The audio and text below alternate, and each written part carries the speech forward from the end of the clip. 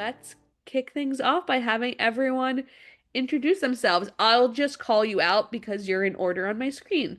So, Rachel, you'll go first, please. Hey y'all, I'm Rachel Beider. I own the Canopy NYC, which is located in Williamsburg, Brooklyn. Cool. And Irene. Hi everyone, I'm Irene. I'm the CEO and co-founder of Chiyo. We are the first of its kind nutrition program for women's health designed for modern life. So we have 4, 6, and 12-week long stage and diagnosis specific programs from PCOS, endometriosis, fertility, prenatal, gestational diabetes, which is launching this week, and postpartum. And we deliver ready-to-eat meals and nutrition coaching on top of that. I feel like it's weird to say congrats about gestational diabetes, but congrats. We are here to support you. Hi, Katie. Hi, everybody. My name's Katie Hintz-Zambrano. I am the founder and editor of Mother, aka Mother Mag.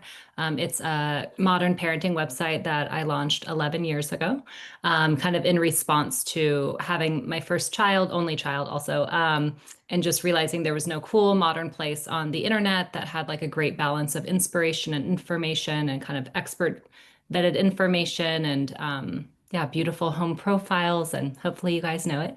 And then I have a second company called In Good Company, which I started in 2017. And so it's about getting women together in these like really beautiful, vibrant events, sharing information, connecting entrepreneurs, creatives, artists, mothers.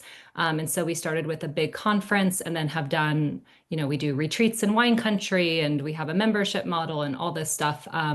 But yeah, it's great. And it's also very baby friendly. So if you bring your baby to our event, you probably won't see your baby because there's a million women that will just take it from you and you'll see it at the end of the event. So it's kind of Great. unique. But yeah. That literally could be me on this call. There I am for everyone listening, like a million months pregnant. Okay, let's start here with the dual identity, I guess in some ways we all signed up for, which is parenthood and entrepreneurship. Um, and how do you transition between really work mode and mom mode? And we can just make this conversational. So anyone who wants to start, feel free to jump in. Hey, I'll jump in. Mine sort of coincided. So my first business is called Press. It's a massage therapy clinic. We've got 5 locations all over Manhattan, Brooklyn, and Queens. And after 15 years in the same location, they sold our building, and I was just devastated. But while looking around in Williamsburg, I found this phenomenal building, moved the studio over, and of course, just as I was finishing construction, I looked upstairs to see who was going to be our neighbor, and it was this empty, gorgeous 5,000 square foot floor. And my entrepreneurial brain is like, hey, I'm 5 months pregnant. What else could I do with this space? Yeah, we can't help it. Yeah. And there's nothing like a super hard deadline to get your fires going, as you know, Lily, because you're dealing with this right now.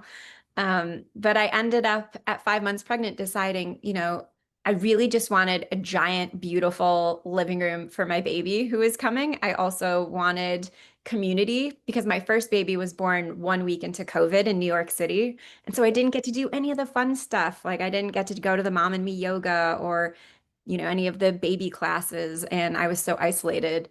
And I was just thinking, I think it would be cool to have a space where I could have community, have mom friends.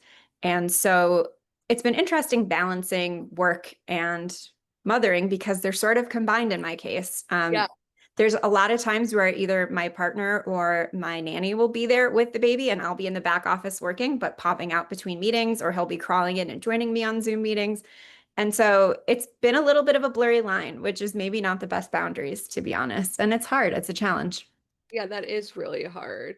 I feel like, Auggie, this business is so different from my last business, which was promotional products in the food space, which I'm definitely not passionate about.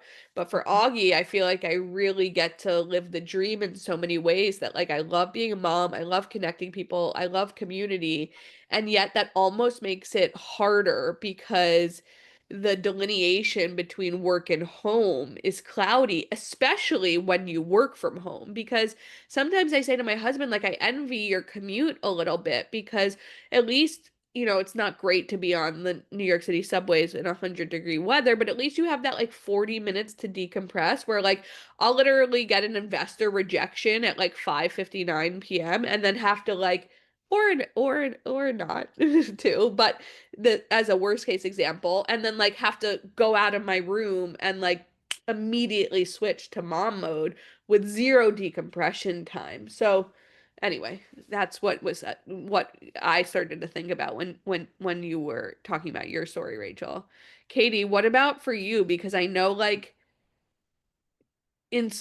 how many people are you working with, and do you have a team you can rely on? I have a team that's not full time, so I've been around for 11 years. So I've gone up and down in like that team format, but right now I feel like I'm working with other women, most of them probably who have children, and Yeah. I just like trust them to be adults and like do what they need to do, and I'm, like less of a manager mindset. I'm more of like a floaty dreamer vision artist person. And so Yeah. it's like that's the role as a founder that like I like to embody most. And I know some people are like more managerial.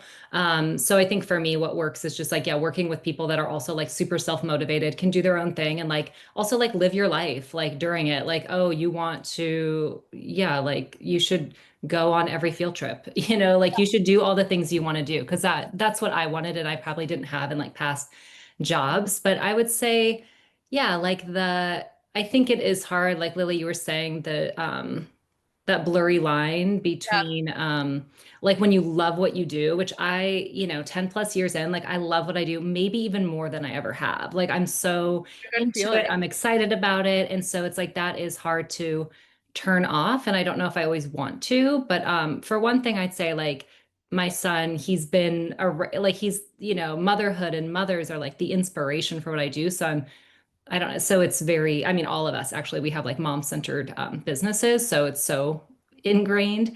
But yeah, I think that like my son Diego, he's been around everything. And so like he'll be like, how was your meeting today? How was this? How was that? He's also like a very mature 12-year-old. He's an only child. So like he's so integrated into what Yeah. I'm doing that like he gets it. And that's fun, especially with an older kid that just you can like talk about your job and it's fine. I think it's probably powerful for him to see someone that loves what they're doing, but at the same time, I have to understand like my work is not my complete identity. And so making sure like, I live in Oakland, I go on these like long beautiful walks with like the redwood trees and all this and like I really do need like an hour and a half to clear my mind completely to You're transition truly, to being just a person, yeah, instead of a founder. Yeah. that makes complete sense. I like seeing him on your Instagram repping the mother brand. All the, he has to. Yeah. Yeah, he has. Unpaid employee number one. So yeah. Yeah. And then Irene, for you, just like what does balance, and I'm gonna put it in quotes, mean? Because I don't know if I necessarily believe in balance. Yeah. Yeah, I feel like it's such a tricky. It's more like integration Yeah. at this point, but I do think what's been really important mentality wise and then action, like mentality is remembering that if you don't build in time for rest and recovery or decompression, it catches up to you. And Yeah. so you have to make it a non-negotiable, even if it's just 15 minutes a day hiding in the bathroom or like, right, like walking outside for Yeah. 10 minutes. Um, and I do think that that's like mentality wise for protection. And then structure wise, I think something that we're always experimenting with, but I think what Katie, you said, I think is totally true. Like you need a team that has extreme ownership. And Yeah. so you don't have to be worried about if I am offline on this at this time, are they doing their work? Or will they come back online when they are off, taking an hour or two off during the day? Because you just don't have the mental capacity to be doing that at work and at home. No, 100%. I think like if I had to guess, I know what mom brain is like and how capable that makes us. and I know what an entrepreneur's mind is like, and our expectations given those two things, if I had to guess, of the people we hire, at least in my case, is like you need to just be able to keep up because I have a million balls in the air and I can't have a million balls in the air and also be like following up with you about all your balls in your air. Like I need to trust that you can execute. And yeah, to your point, Katie, like I want to be able to pop out and go to the ballet class, but that doesn't make me like less productive in the slightest. If anything, it fills my cup and makes me more productive when I get back to my computer. But I do think it's interesting because the two other people on my leadership team are men and they're wonderful, of course, but in planning for this maternity leave, like something I get asked all the time is like, what does maternity leave look like? And then I got a calendar invite from my COO and the invite title was maternity leave question mark. And I just thought that was like really interesting because it is like talking about balance, like how this Augie is my baby. Yes, I'm welcoming another baby and I deserve time, but at what cost? And Irene, to your point, like I do need to calendize almost like time for me. So that kind of leads me to a question I get asked all the time, and I'm curious the advice that you give your mom friends. And I'm sure there are people on this call who are potentially contemplating starting something or in the early days. So, what advice do you give to other moms who are feeling stretched too thin? And feel free again to jump in. I'm like, every mom is stretched too thin. I'm like, those moms that are stretched too thin, I'm like, Okay. everyone. Oh my gosh, advice to them. I think one, and I think we'll talk about this more later, but just like the idea of community, Yeah. like you have to realize like you're not the only one stretched too thin. Like surround yourself with other women that are also trying to do it all at the same time and just like be in community with other Yeah. people. I think it does help it not feel so hard or so isolating. I mean, I think also like motherhood can be very hard and isolating. Yeah. Entrepreneurship can be very hard and isolating. So it is an interesting like meeting point. That's why they like have and you're problem solving all the time, both of those practices. Like there's so much in common there. But yeah, if you're crazy enough to feel like you have this idea that really needs to be birthed, I women are amazing. Like women will figure it out. You just do. And I think being around other women who are also just figuring it out and finding, like so many women, like also when you have a baby, there's been like scientific evidence that like, you're creating new neural pathways and you are more creative. So a lot of women do have new ideas, especially during a maternity leave when Yeah. they're actually able to step back and reassess, right? So a lot of these entrepreneurial ideas can start or artistic ideas can start to incubate during that period. Um, I don't know. And then you just have to figure out how you're going to start to slowly do it. It doesn't mean you need to like quit your day job. I suggest the book Big Magic to a lot of people because it really does talk about like when I have a friend that's like on the verge of like, I have this idea, but they might have a day job too or like another, 9 to 5. Don't, I will not knock a 9 to 5 with benefits or whatever. It's like Oh my God, keep maternity. that going, keep that going while you're in this great dreamy space with your idea. I think it's a special time. And yeah, I trust like you'll figure out if you really want to do it. And then you'll know the moment when you need to like do it full time. I don't know if that answered the No, question, but ordered. I just yeah. sent the book in the chat, and this is like the exact type of book that I would love. So I'm ordering that. Irene, Rachel, anything to add? Oh, go. Okay, I'll go first. I think for me it's two things. Like one is my headline generally is women can do it all. They don't have to. Yeah. And don't let other people pressure you into feeling like you need to. Um, and so like that's what I always remind myself and what we always talk about as a company. And I say that with like how do you actually put that into action is knowing how we all are that you're going to push yourself to do more than you probably should, and that's why we're all feeling burnt out. It's really important to know your limit. Like, when are you starting to feel the early signs of depletion? Yeah. You should just like hard line in the sand. I need to go replenish and do things that build your energy up. That might be with your family. That might be you need to take like, I don't know, some solo time or hang out with your friends or whatever it is. Yeah. But you need like a stopping point for yourself. Yeah. And then like Rachel, you and Katie both have two businesses and families. So what were you gonna add? Yeah, I think I've definitely gone to that point where I'm stretched way too thin. I'm burnt out. I feel like I'm failing at everything because I'm trying to do everything. And so like I like to give 100% all the time everywhere. And there's a couple of things like when you were talking about juggling all the balls, you have to know when some of those balls are plastic and some of them are glass. Like if I drop this, it's going to bounce, it's going to be okay. If I drop this, it's not going to be okay. And so, you know, for me, I have really specific boundaries around those things.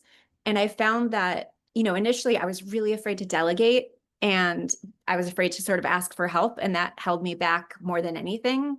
Once I started delegating appropriately to my team and expecting more of them, they were growing into that and they were so thrilled and empowered and like feeling so good about things. And the same is true for in my house. There's another book that I love called Fair Play. Oh, so good. And, you know, when I started reading it, my husband's like, oh, we do everything like 50-50. And I was like, oh, honey. Yeah. I was like, let's make a list. Let's make a little list of like the stuff that you do that I don't, and then the stuff that I do that you don't. And it was so eye-opening to him. And he picked up so much. And, you know, this is why we're married, because we can have these conversations and then he'll actually take action on it, which is great. But yeah, That expect more from your partners. Like, don't settle for partners who are not helpful. Yeah, I love that trending reel that's going around that it's like, oh, you have such a hands-on husband, and then it's like, yeah, I didn't marry a fucking loser, like something. I've seen it all over the place. I heard something from my friend Kristen this week as I prepare for my maternity leave question mark. And she said, delegate tasks for maternity leave and then don't take them back. And that will give your team confidence in their own abilities and will give you the freedom to work on other things when you come back. And clearly, if those things go well, you didn't need to be the one executing them. And I am excited to see if that works. Now, I know we have a conversation flow that we want to stick to, but I do want to make sure, just because people are here to ask questions too, that we answer the Q&A. So, feel free, anyone, to answer this. Did you start your company on your own or find a co-founder first? Where did you find your co-founder? If it was another mom, was it hard to sync to get things done because you both had babies and were stretched too thin? So I'll just go first. I'm a solo founder and I was last time too. It has its pros and its cons. I really wish I had a co-founder for the camaraderie and commisery that comes with entrepreneurship. It would be like not having your best mom friend during motherhood, I would say. So I can't speak to the stretch too thin part. Does anyone have a co-founder on this call? No. I will say I had a co-founder and Yeah, she's oh, tell us. exited the business. And when we're building the company, so I don't have kids yet. I am like building this company for my future self. Yeah. But my co-founder had I think she was pregnant with her second when we first started the company and then kind of exited the business after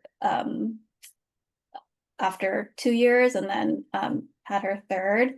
So I think because of that, we've always been very oriented as a company around being very like maternity friendly, people breastfeeding on calls, you know, all of the things. Yeah. Um, I do, so I say that, and I say that like as a result, we structured our time very specifically, Yeah. right? Like I was kind of the one that makes sure the whole team is on track. It's almost like being like a COO versus like a founder CEO structure, just from like a time capacity perspective. And so as long as you find someone in the company that can like be for the team, that Yeah. like structure, I think it can work.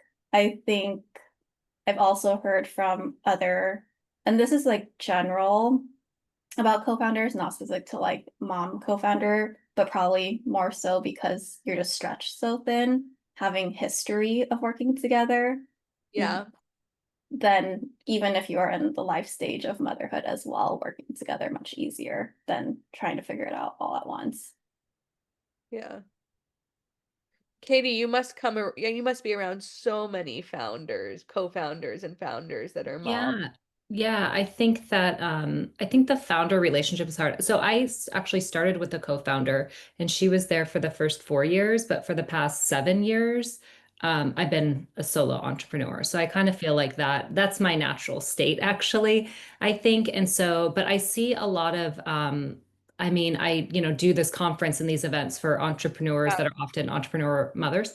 And yeah, I think that the founder relationship can be really, or co-founder relationship can be really tricky. And I almost think it's like you need almost like couples therapy for it, right? To keep it going. And I've seen so many people, like I have a friend, like I have lots of friends that have been in partnerships. The partnerships have failed. Like a lot of partnerships do fail. It's almost like Yeah. marriage, right? Like it's very hard. It's a very delicate relationship. And I think if you're long distance, if you don't see each other, just like a real relationship, like it can start to crumble. And so I think it's really important, like if you want to keep your co-founder relationship intact, like making sure you're really paying attention to it, like any other relationship. But I also really, I see women starting businesses every day that are thinking about doing it with another partner. And I'm just like, just make sure that like you're really like reviewing that contract. Like, do you know how much you're bringing into the table beforehand? Because I had people counseling me beforehand. I didn't always listen to their advice. It was my first business. Yeah.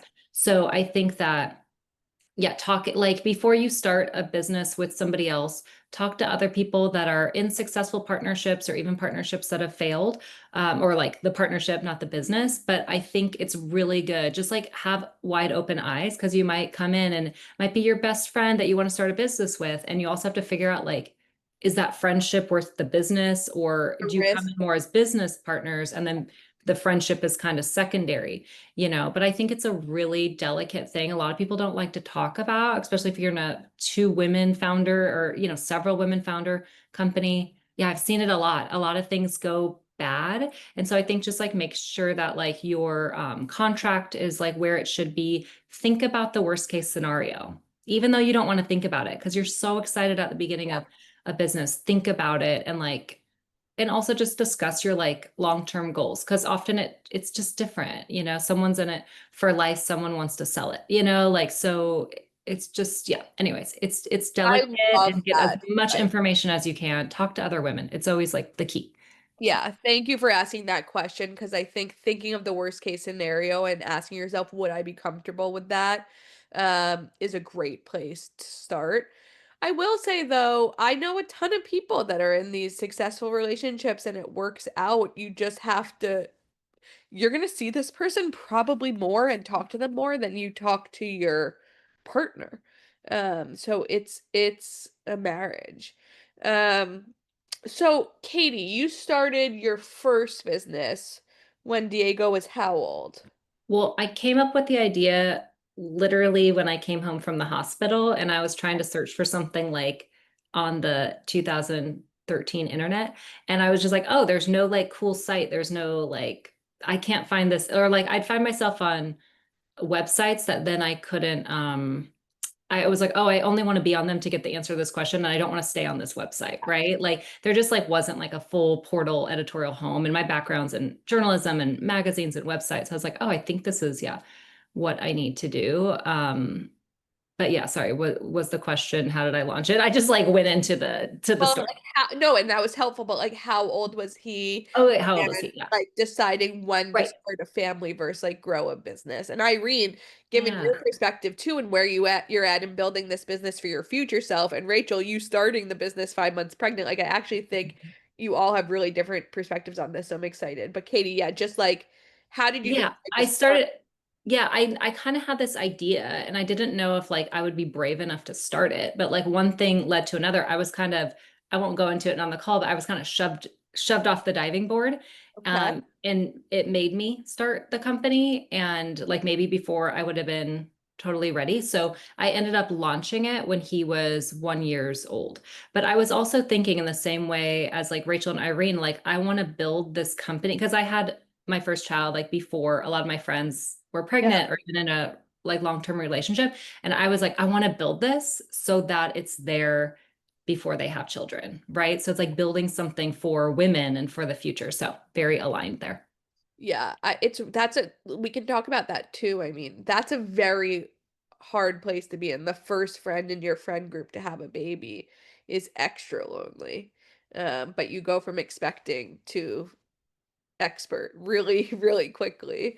So Irene, for you, I don't want to, if you don't want to get too personal, you don't have to, but like venture-backed business in the parenting space, like if I had to guess, there's a lot of pressure on you to decide when to start a family versus like double down and grow your business. Can you talk to us about your experience there? Yeah.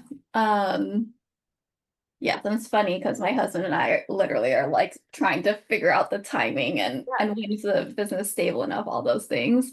Um, There's yeah, no I wait think time. Just yeah, yeah, exactly.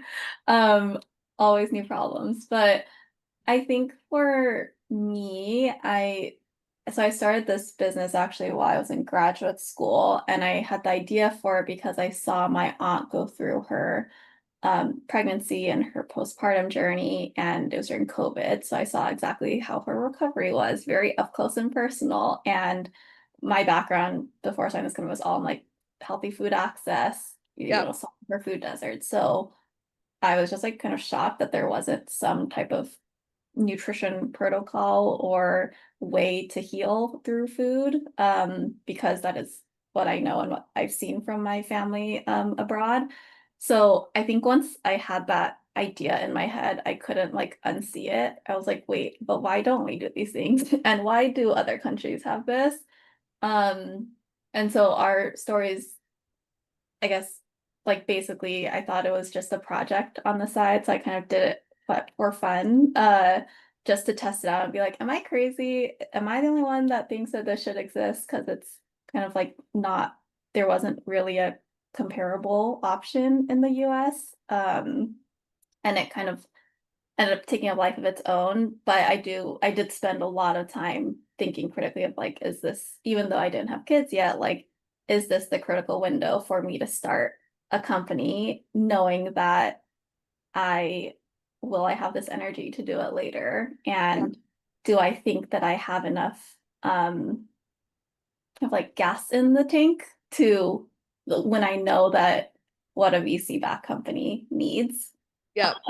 And so for me, like that was what happened, was like I was like, okay, I think this should exist. This is the critical window for this to get this off the ground.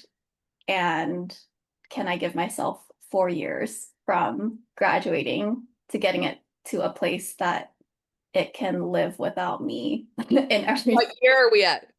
um we are probably, I don't know, hopefully a few months out.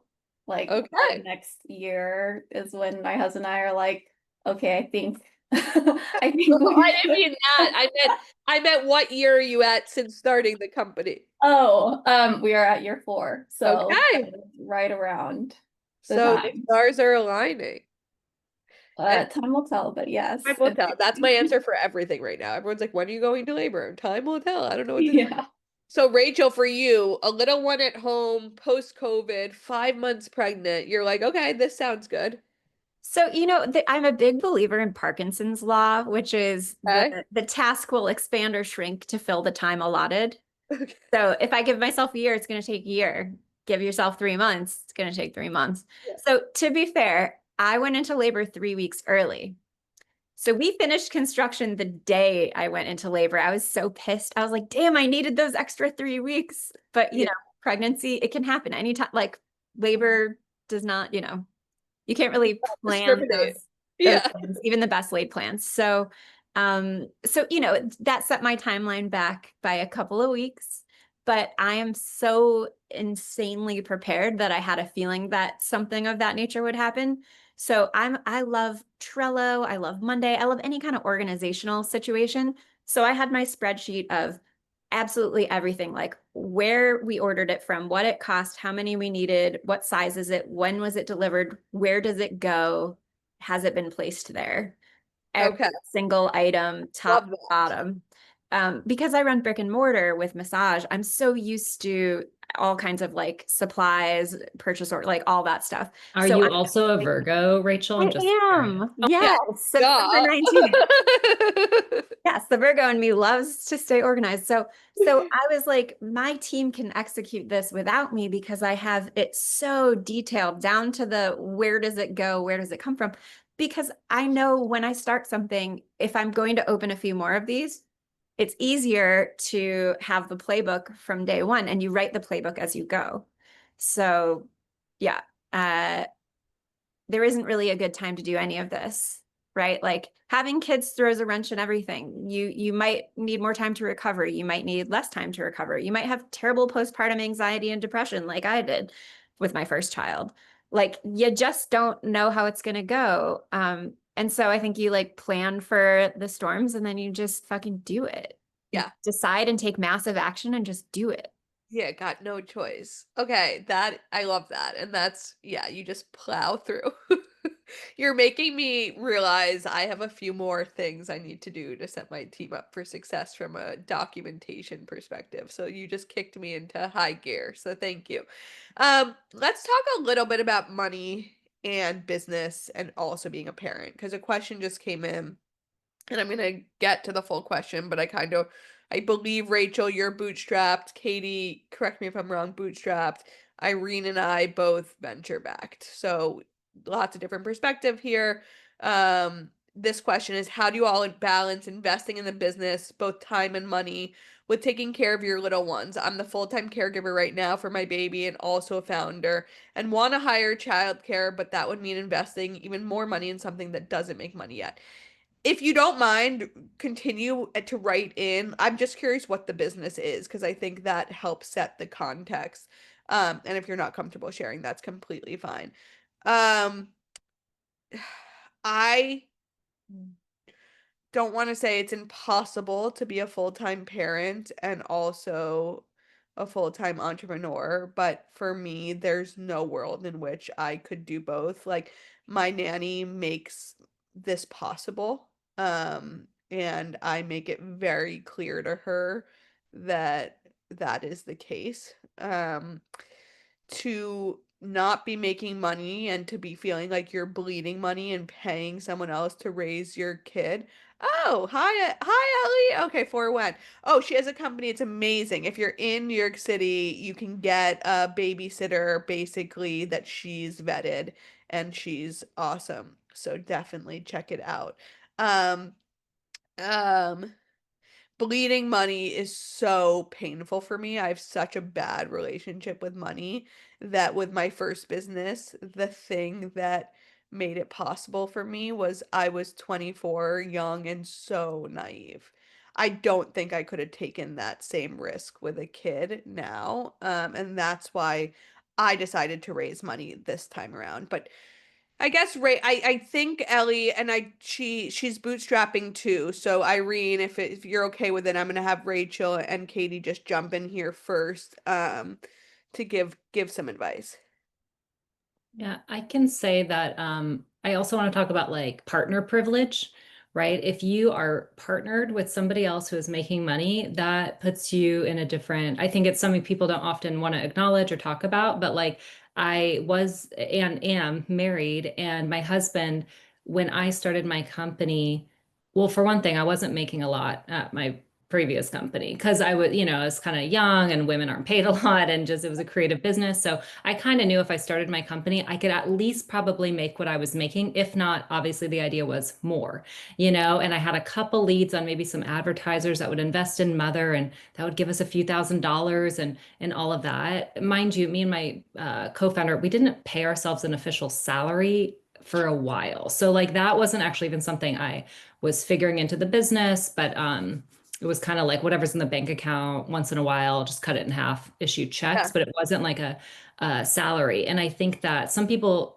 most people in the US need a full-time salary. But because my husband had a full-time job and I wasn't exactly making tons of money at my previous job that I was kind of pushed out of to start this thing, I kind of felt like, okay, I can give myself some runway, like a year to get this thing in order. Also, I had a kid. So I was like, you do the whole calculation. How much am I paying a babysitter versus how much am I making? And a lot of times that's when women, need to go or are forced to go back in the home anyways and like make that trade-off. But I also wanted to be a super involved parent. So it was like, how can I want to be super involved with him, but I also have this idea I want to bring to life.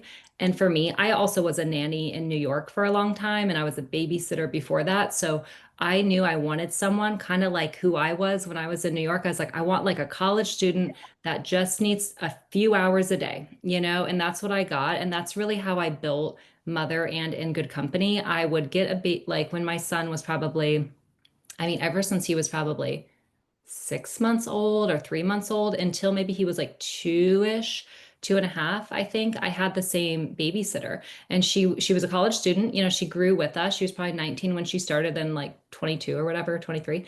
And she would just come maybe anywhere from like 3 hours a day to maybe like five. Like I just kind of got it done within those hours, but that's really what I could afford, Yeah. right? Because you are thinking about every dollar you spend, can you make that dollar back? But you also have to give yourself a shot and like know that having a career is really important too, and you're building towards something else. So it's not a straight exchange.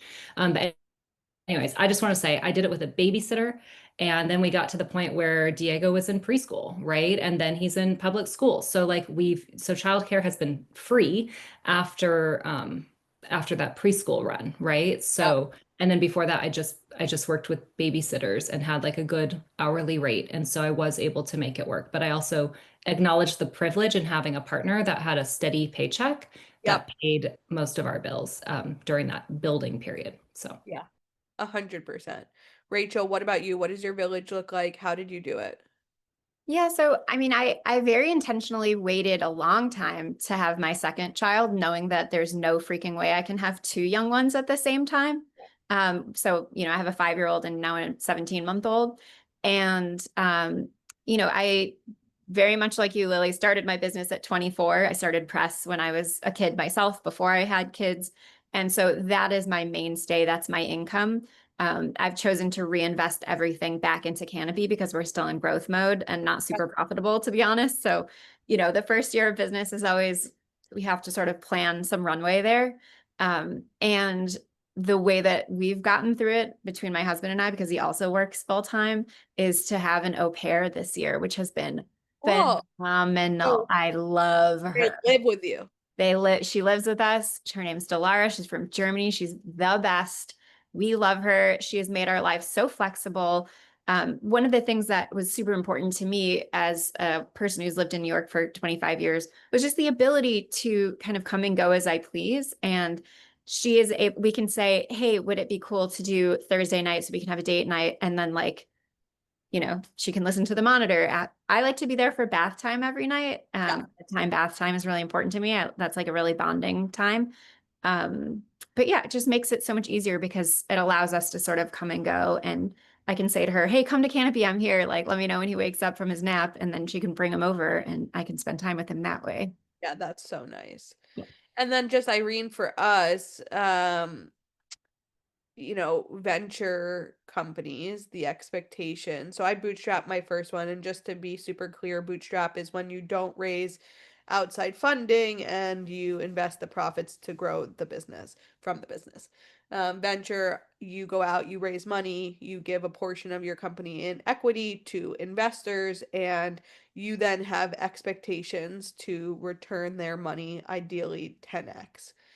So obviously two very different scenarios. I went from a bootstrap business which has its freaking challenges, like Rachel and Katie, honestly, like it's really freaking hard, to then raising venture money. And my reason for it, just to answer this question from Marta, and like why why raise venture money, is I felt like parenting was a really big market and we needed money on our side to be able to tackle it really quickly. It wasn't like Canopy where we had a physical location where we could only have so many people. Like there are millions and millions and millions of parents in this country and we needed their eyeballs very quickly, or like the bigger incumbents would be able to do what we were doing at Auggie. So that was the main reason for raising venture. What I will say, Irene, I want your perspective, of course, but like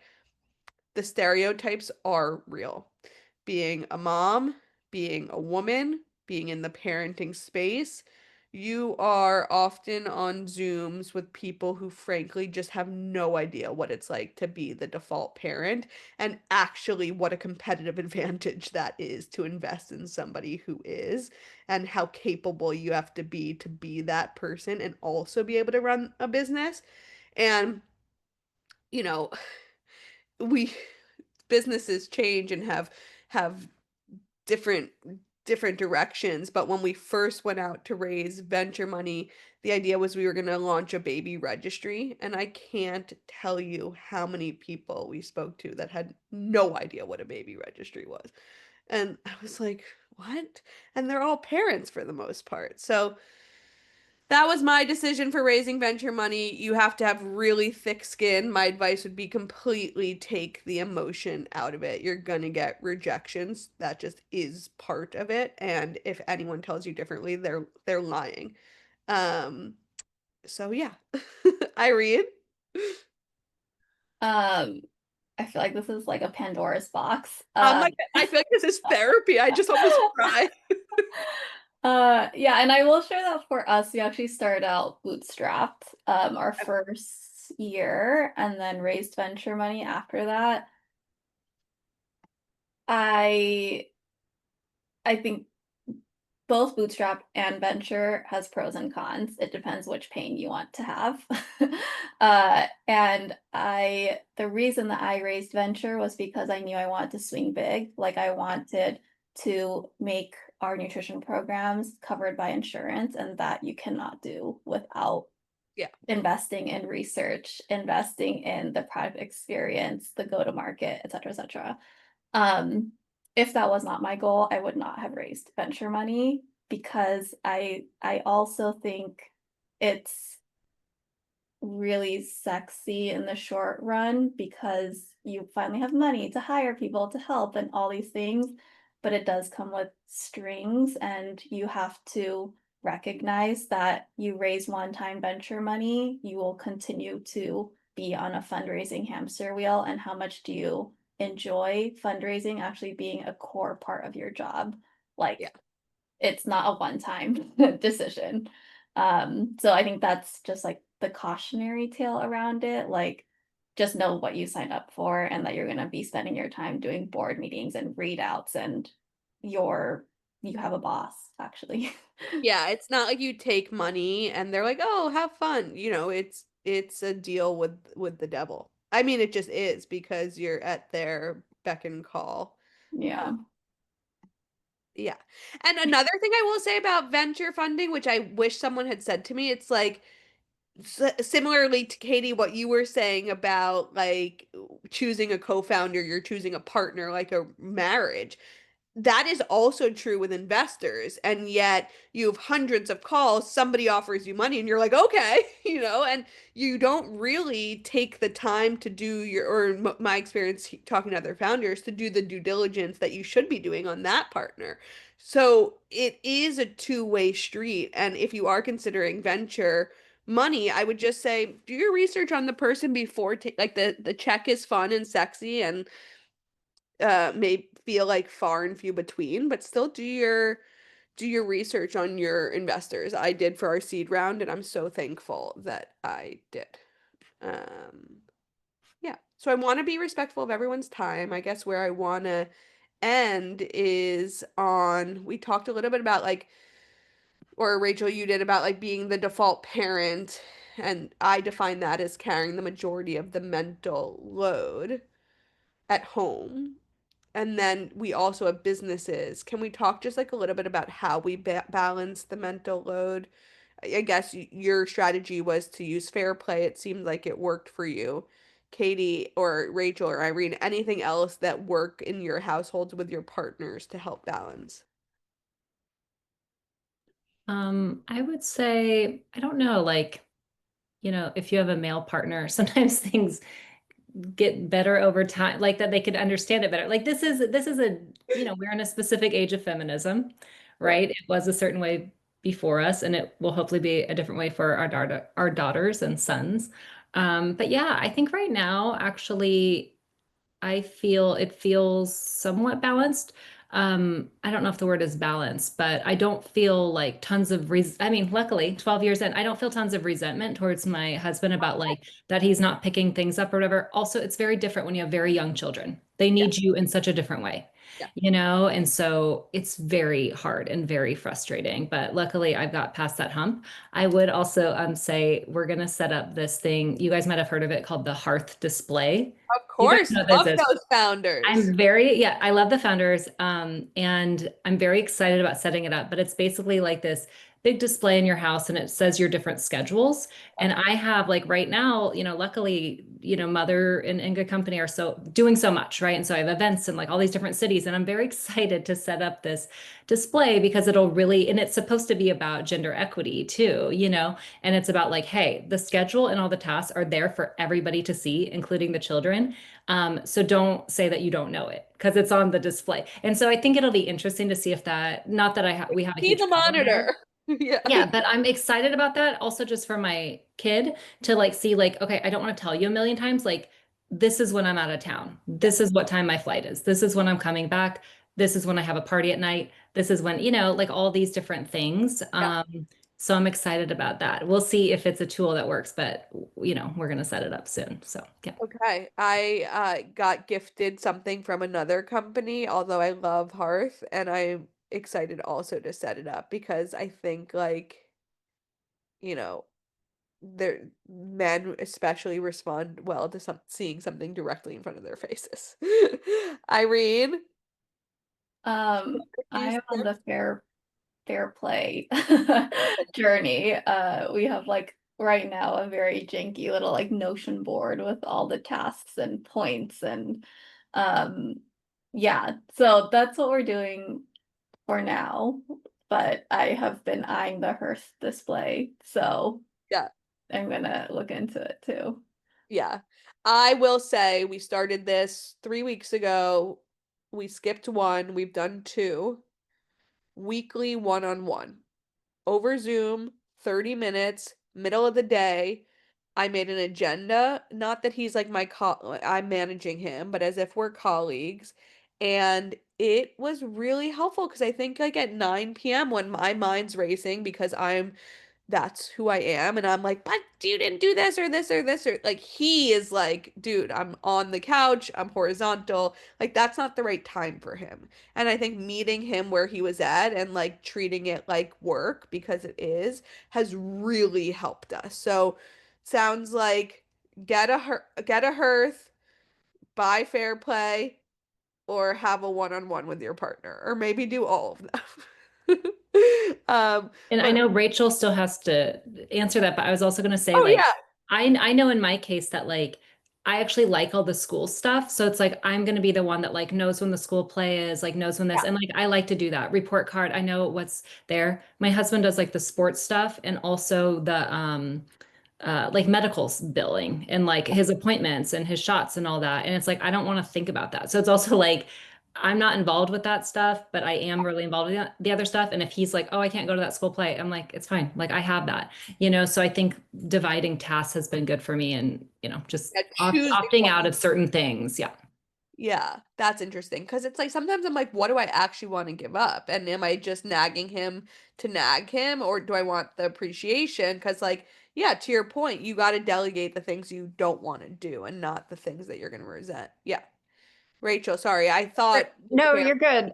Fair play is 100% it. And we have one of those like magnetic whiteboard calendars, and I'm Oh like yeah. writing in all the things, but now I kind of want one of those hearth things. Yeah, you should. You honestly, Canopy and them Wow. should do a collab. I'll connect you with Susie. She's awesome. Phenomenal. Rachel, Irene, Katie, thank you with all that you do for taking time out of your days to show up for this 54 minutes and to share your wisdom. I learned so much and I really appreciate your time. So thank you for coming. All right. Bye, Thank you, everyone. Lily, and everyone for listening. Bye.